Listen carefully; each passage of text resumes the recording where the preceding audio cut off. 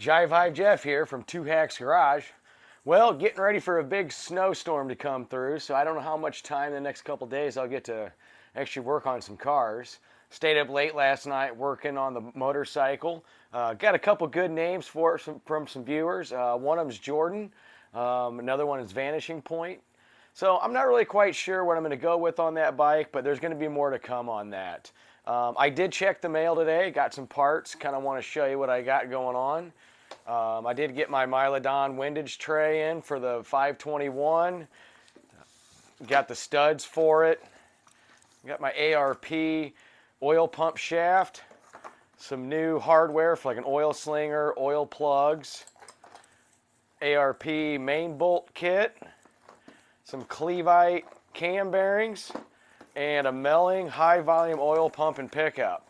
I'm still waiting on my actual rotating assembly, waiting on a new oil pan, waiting on all kinds of different stuff for this motor.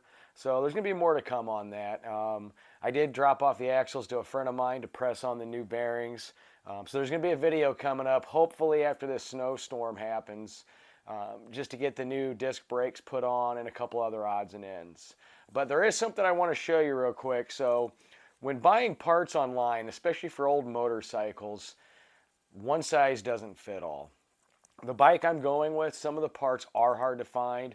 I actually did find a set of NOS drag pipes for it that are supposed to connect to some mufflers. It was designed for the CL175 along with the CB175. However, when I test fitted them last night, really late last night, they just didn't do exactly what I wanted to do. So, you know what? Let's go check that out right now. I'll show you what I'm talking about. All right, so as I mentioned about the exhaust on this bike, here's what I'm talking about. So I was able to locate these NOS drag pipes in Japan. It took a long time to get them in, along with a lot of other parts. In fact, finding 52 millimeter stock bore pistons for this thing in high compression was a complete pain in the butt. But anyway, on to what I was talking about with the exhaust. So what I did was I just mocked this up to see how they're going to fit. Went ahead and put these in. As you can see, it's a nice swept design on this. But when you get down into here, this actually is interfering here with the kickstand. I kind of wanted to go with an old school cherry bomb style muffler and actually tuck these underneath.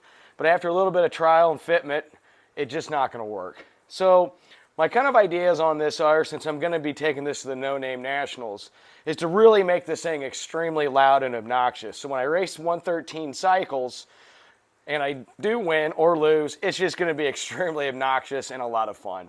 Plus, I have a lot of neighbors out in the country here. They kind of like the old muscle cars. They kind of like the old bikes, and they'll give you a thumbs up when they see and they hear them. So, obviously, this isn't going to work, but it would actually look pretty cool. So my whole thought is either wrap these, keep these, but I want to cut them down here, tuck them in as much as I can, and make them extremely loud. Now, I do have another option. So on the factory CL175s, these were the bikes that was kind of a mixture between that on-road, off-road scrambler look, and the pipes came out and they actually swept along here.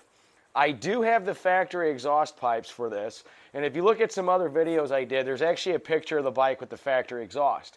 So the other thought is take those factory exhaust pipes, clean them up, wrap them in like white or red header wrap, and get them swept back through here. Now, the only thing with that is, this is a small bike. I'm really not that big of a guy.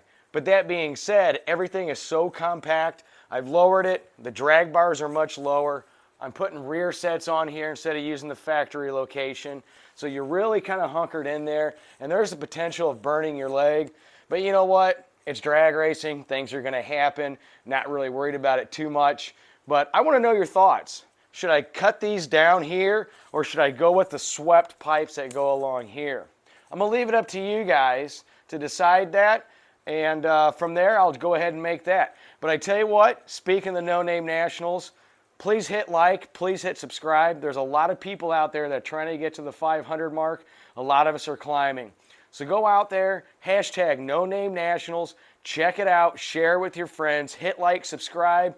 These guys are doing a bang-up job. We're all trying to get there. Sykeston, Missouri, Jeffers Motorsports Park, September 30th and October 1st. Hope to see you guys all there. It's going to be a blast. See you tomorrow.